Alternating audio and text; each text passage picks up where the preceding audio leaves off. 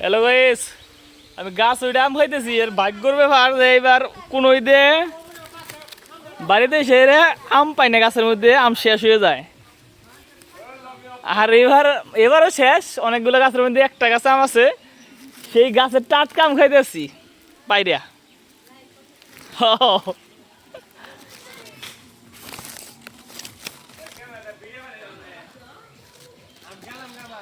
দাঁড়া, 300 মিটার উপরে কিন্তু আমি আম গাছের উপরে।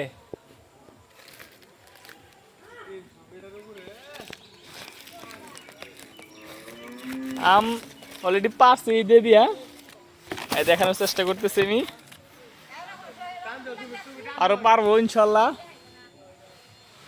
ওই আর দেখা যাচ্ছে আসলে আম পাড়াটা অনেক ট্রাপ ব্যাপার, কারণ নিচে পানির উপরে পানা, আর পুকুরটা হয়েছে পচা পুকুর। এখানে নামা আসলে সম্ভব না। একটা আম পাইরে খাইতেছে আগে, তারপরে দেখা যাক কি হয় পরের ডেবারি। কার হাতে?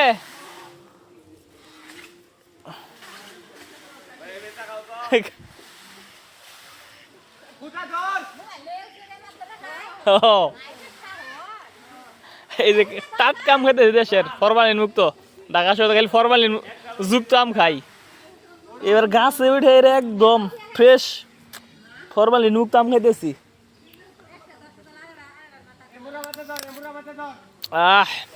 সেই সাথ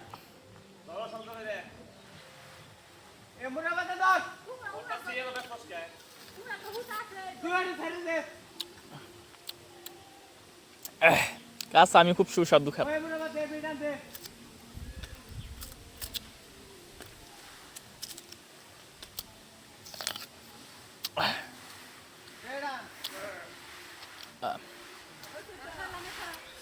আম পাড়া ধরে নিচে এই যে নেটের ব্যবস্থা করতেছি আমার ছোট ভাই দুইজন।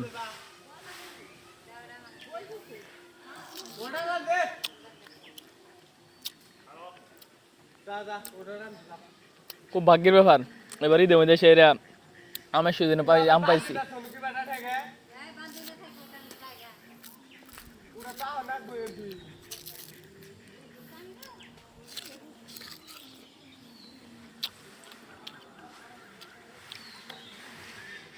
খুব টক, খুব টেস্ট।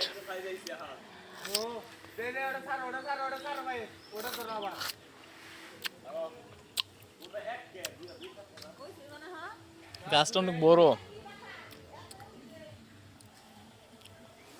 অনেকদিন গাছে উঠছি তো পাও থর থর করে কাঁপতেছে। দাদার লাগানো গাছ।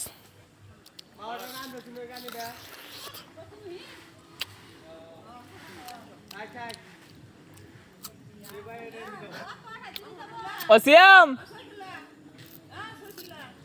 আব্বু,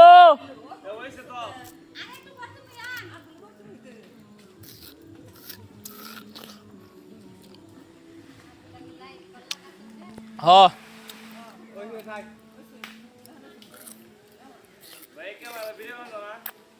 হ্যাঁ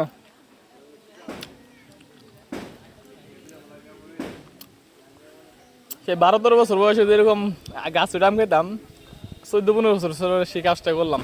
স্মৃতি স্বরূপ আর কি ভিডিও রেখে দিব, নাতি নাতনি হলে যেন দেখাইতে পারি।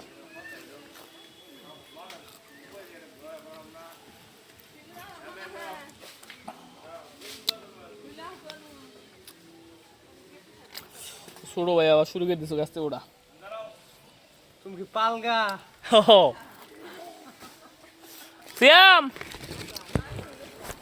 দি আম দুটো ফালাই সরুন। হ্যাঁ হ্যাঁ উড়ুড় দি কত খেম উঠবো তো।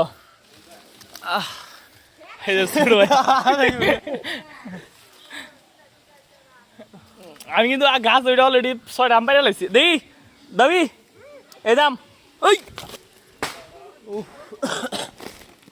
গাছের জায়গায় ব্যাগ নিয়ে আসছি। এই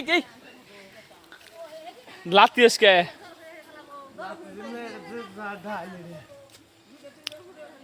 ও লুঙ্গি ভিতরে বদল করছি